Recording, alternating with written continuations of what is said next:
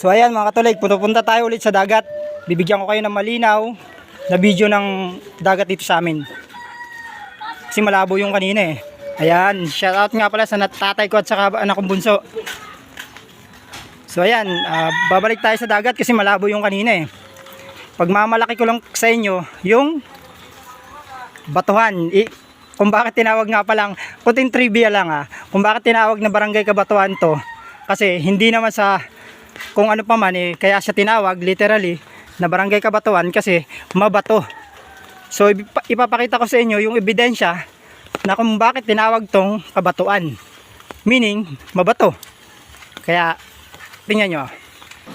So nakikita nyo mga katulig, dati ano yan dito eh, damo, tawag dito, madamo. So talagang hindi mo masabing pwede mong matatawag na resort. Alam mo yun, kasi dati talagang madamo lang yan dito. Ngayon may ano na, may kubo-kubo na. So pwede ka nang sama ng mga kaibigan mo para maligo. So ano ko rin pala sa inyo mga katulig, isisegue ko lang sa inyo yung sementeryo dito sa amin. So ayan oh. Yan, simple lang yung sementeryo dito sa amin. Malapit na rin sa dagat. Ayan.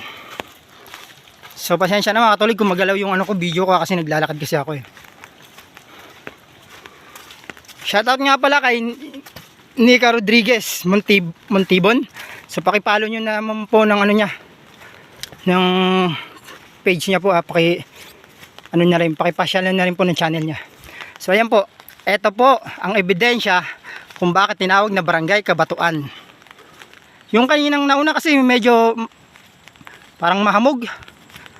So ayan, ito malinaw-linaw na, hindi na siya masyadong mahamog. Ito yung dagat talaga sa amin. So ito yung mas malinaw na ano niya, kuha ng video niya. Ayan.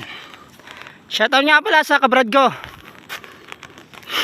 na masugid kong follow taga-panood ng video ko. So ayan oh, medyo mas malinaw-linaw. So lalapitan pa natin yung kuha natin ito para mas maiba naman dun sa nauna kong in-upload na video kanina. So lalapitan lang natin mga katulig para naman masabi ko sa inyo yung pinagyayabang kong ano lugar, di ba? Yung barangay na Barangay Kabatuhan namin dito sa Northern Samar. So mga katulig, nandito pala. So makikita nyo minsan sa mga balita yung Chinese, correct me if I'm wrong, dito sila lagi nag ano eh. Kasi may nakikita ako dun mga katulig minsan nung una kong punta nung 2018 nung punta ko rito, may nakikita akong mga barko ng Chinese talaga rito. Dito yan. So mabalik tayo dun sa ano, sa lalapitan natin yung aray ko. So ay yung bato at mas malinaw din ako. Nakapayong kasi ako mga katulig.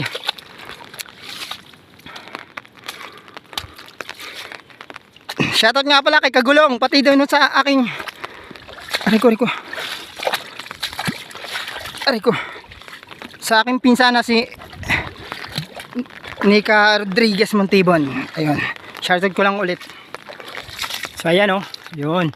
Nakikita nyo ba yung parang utong na bato na yun? Lalapitan natin yun.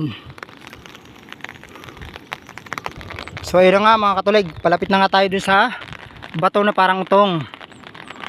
So ayan oh, ito. Lalo na yun pag nalapitan natin yung dalawang yun. Kasi dun banda mga katulig, pag inikot mo, paikot kasi to eh. Pag inikot mo pa yun, may mas marami pang mga bato na mas matataas dyan. So dito kami madalas nag-swimming. Shoutout nga pala sa mga starfish dyan. Ayan oh. Dito kami mga katulig, nung halos dito pa ako nag-aaral eh. Dito ko laging ano namin, paliguan ng mga pinsanin ko, pati mga classmate ko. Kaya nga ang katulig ninyo grade 4 lang. Kasi imbis na pumasok sa eskwela, ito. Pero hindi naman siguro katuwiran yung grade 4 lang ako. I mean, grade 4 lang yung natapos ko. Alam niyo na, hahamakin na nila tayo. Hindi naman siguro katuwiran yan. Dahil kahit ano man mataas pinag-aralan mo kung hindi mo naman ginagamit sa tama, di ba?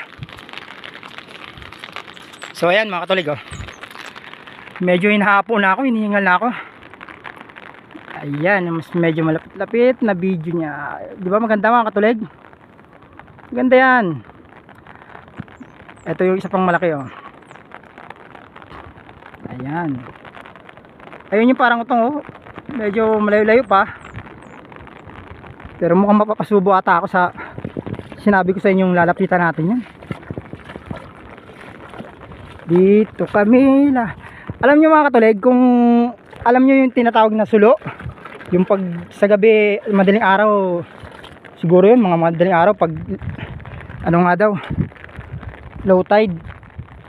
Yan, dito kami nagsusulo lagi ng chewing ko na shout out ulit kay Bata ni Rio. Ayan, yung pangalawang tatay ko rin dito kami nagsusulo niyan mga katulig. Shout out nga pala sa mga kabrad ko dyan, sa mga 3 skillion sa El Dorado chapter, Barangay Don Bosco. So ito mga katulig, mas maganda siya sa malapitan. Ito siya. So dito kami nagsuswimming. Yan, ito yung pamaliguan namin ng mga classmate ko. Yan yung dagat dito sa amin mga katulig. Medyo maulan lang kasi. Hindi naman ganun ulan, maambon kaya ayan. So halos lahat ng ng dagat dito may mga bato kang makikita talaga mga tol. Itong bato na to, sa likod niyan may bato rin na malaki. Halos sunod-sunod yan, puro bato yan, malalaki. So puputulin ko muna tong video natin na to mga katulig kasi medyo hiningal na ako sa malayo pa yan malayo pa yan. Pag nilapitan pa natin mas malaki pa yan, halos malaki naman to, pero siguro 1/4 ang lamang nito o 3/4 yung lamang ng laki nito kaysa doon. Pero maganda, pag mas lumapit tayo mas maganda yung mga katulig. Ayan. So shout out sa mga kababayan ko dyan sa El Dorado, kabarangay pala. Ito yung pinagmamalaki kong lugar, ang Barangay Kabatuan, Palapag, Northern Samar. Ayan. Mas maganda pa to mga katulig o mga kabarangay kapag walang ambon. Pero dahil matagal-tagal pang ko rito, so kararating lang din naman namin so kahit mamaya babalik ako ulit, ibang ibang bato naman ang natin. So parang parang may akong bato pag usapang bato joke lang mga katulig. Ayan, so patuloy na muna natin to ulit mga katulig pero hindi ko kayo bibiguin. Papakita ko sa inyo yung mga na pinagmamalaking bato namin dito na hindi illegal legal. Shout out